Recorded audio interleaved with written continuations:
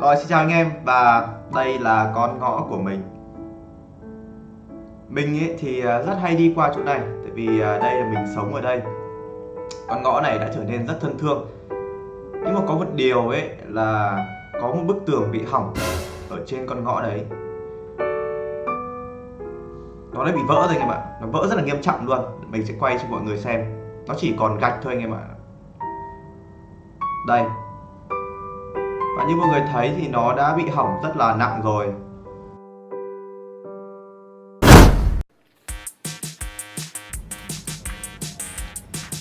Thế là mình quyết định đi để xem xét cái bức tường đấy và tìm ra giải pháp để làm thế nào chúng ta có thể giúp cho cái bức tường đấy trở nên đẹp hơn.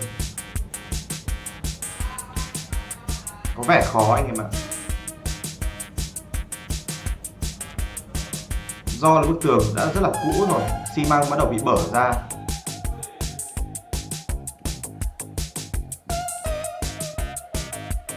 Cần phải xem xét kỹ mọi thứ. Gạch rất cũ, xi măng đã rất cũ rồi. Mình còn có thể cậy được cả xi măng ra cơ, rất dễ dàng luôn. Và để quay sát và cho anh em xem hơn bên trong nó đã tệ như thế nào rồi. Đấy, nó còn là nơi sinh sống của mấy con kiến luôn.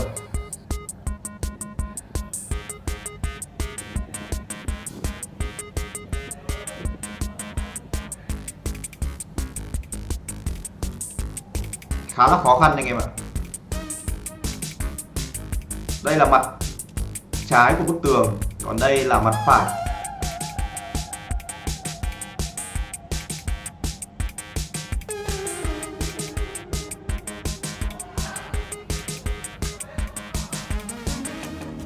Ok, và rồi mình đã có phương án. Chúng ta đầu tiên mình sẽ phải vẽ lại cái mặt rỗ của hai bức tường đã.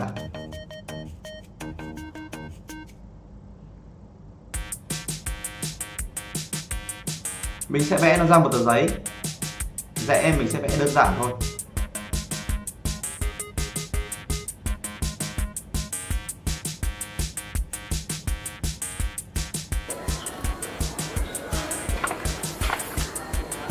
Rồi, và đã xong. Đây là mặt vỡ đầu tiên của cái tường này.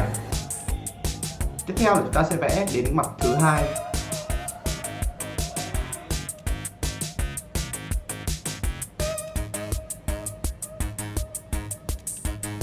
Cũng rất may là do mình học kiến trúc nên mấy kỹ năng vẽ như thế này thì không khó đối với mình lắm.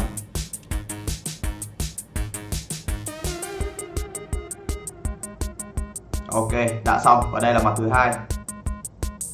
Nó tương ứng cho cái mặt vỡ thứ hai của bức tường ở cái nơi mà mình chỉ vậy. Rồi bây giờ thì chúng ta sẽ bắt đầu. Mình sẽ sử dụng cái bút 3D để có thể vẽ lại hai cái mặt đấy. Cái đỏ đỏ này chính là cái mực trong cái bút đây anh em. Mình rất là thích quẩy quẩy như thế này, phê.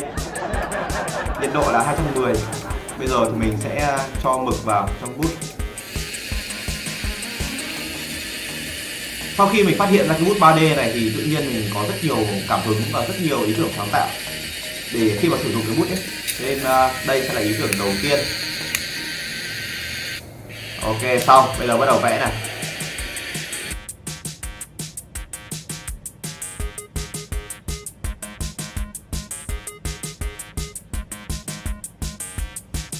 Công việc của mình chỉ là lấp đầy cái mảng này thôi để làm sao trông cho nó đẹp nhất. Cái việc này thì tốn khá là nhiều thời gian anh em ạ. Mình mất khoảng 30 phút để vẽ xong cái mặt này.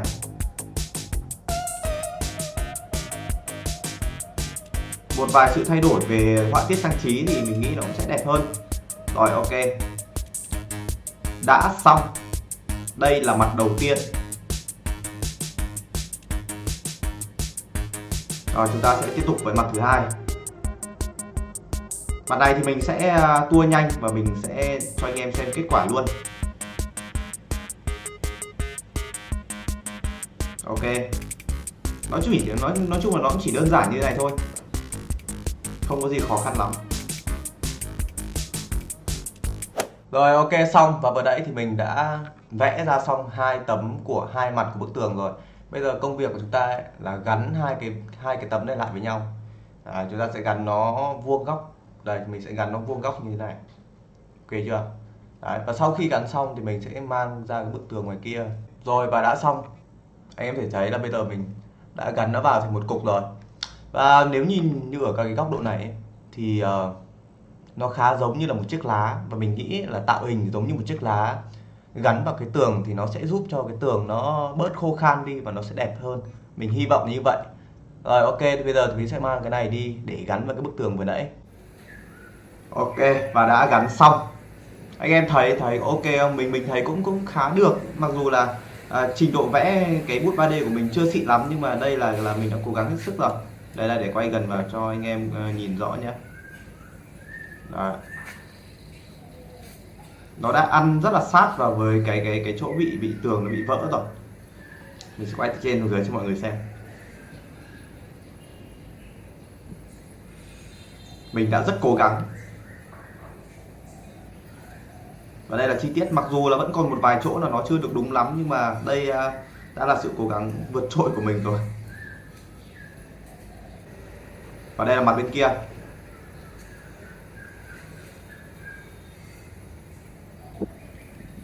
Đấy, bây giờ mình sẽ zoom gần vào này, zoom gần quay một tổng thể cho anh em xem, quay chi tiết cho anh em xem luôn, xem nó sẽ như thế nào.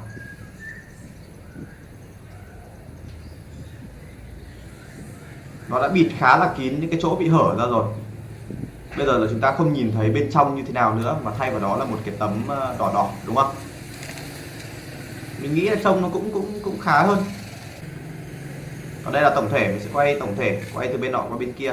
Ít ra thì mình nghĩ là trông nó đẹp hơn so với cái việc là chúng ta để cái bức tường bị vỡ hoàn toàn như ban đầu ấy. Cũng khá hơn một chút.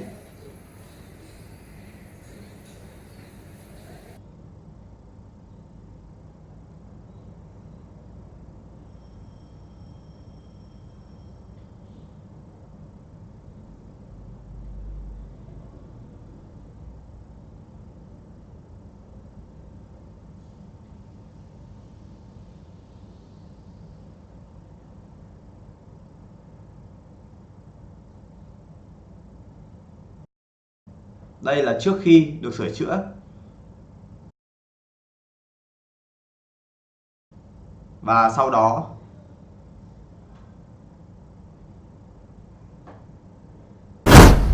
và như vậy là xong. Và mình hy vọng rằng với một vài cái sự gọi là nỗ lực của mình thì hy vọng rằng cái bức tường này nó sẽ trở nên đẹp hơn và mọi người sẽ cảm thấy bớt khó chịu vì cái chỗ tường nó bị vỡ. Và anh em cũng có thể như vậy, anh em có thể dùng sự sáng tạo của mình để làm cho mọi thứ trở nên tốt đẹp hơn. Video này có thể là giống như là một video truyền động lực cho mọi người, để mọi người có thể sáng tạo hơn trong cuộc sống của mình ở bất cứ thứ gì. Và video này thì chắc là mình sẽ kết thúc ở đây thôi. Và nếu như em thấy thích nó thì đừng quên là nhấn like cho video và đăng ký kênh mình để mình tiếp tục làm những video về bút 3D tiếp theo. Nếu như anh em vẫn thích cái chủ đề này, và nếu như mà có bất kỳ ý kiến và ý tưởng nào anh em muốn mình thực hiện ấy, thì có thể comment bên dưới để chúng ta sẽ cùng nhau làm nên những video hay hơn nữa. Ok, được rồi, còn bây giờ thì bye bye. Nếu các bạn yêu quý mình thì đừng quên là hãy nhấn vào nút đăng ký kênh và hãy nhấn vào biểu tượng hình cái chuông bên tay phải để có thể nhận được thông báo về những video mới nhất của mình nhé.